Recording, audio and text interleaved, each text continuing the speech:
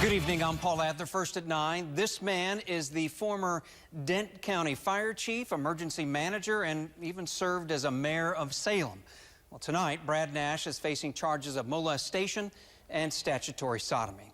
Michael Hoffman is in Salem with what he's learned about this investigation. Michael.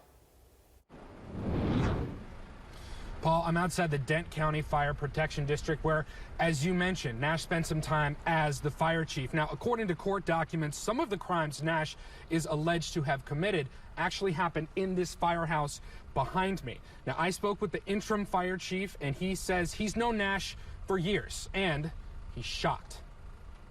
Just hard to believe, really. You're just never prepared for news like that. Brad Nash is a former fire chief, and he's now under fire after his arrest. He's accused of sex crimes with 2 young girls. His colleagues that worked here at Dent County Fire, along with those who know him, say you could never have guessed what was really going on. Yeah, you know, you think you know a person really well, and then you find out something like this. You do feel betrayed, and it's really confusing and hard to understand. Investigators describe a phone call between Nash and one of his victims where he admits to wrongdoing and asks one victim to lie about it. Investigators go on to say some of the wrongdoing happened inside the firehouse when he recorded a young girl in the shower.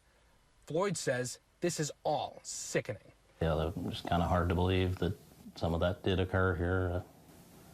That's also very shocking. One of the worst parts for Floyd is thinking about what Brad was like when he was acting chief. You know, unfortunately, we do deal with a lot of children, and, you know, just worry about what kind of thoughts he might have been having or his actions during those calls. Experts with the Child Advocacy Center say in cases of child sexual abuse, there's usually a power dynamic at play, and this case is no different.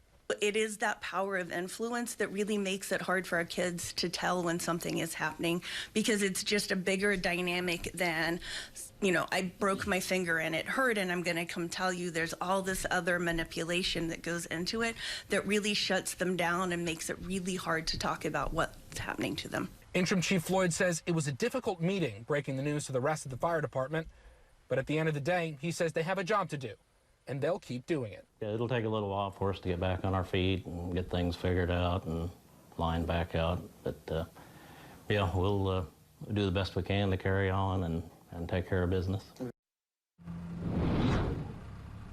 Floyd says the next step for the department is to start the process of choosing a new fire chief. But for Nash, tonight, he's in the Dent County Jail.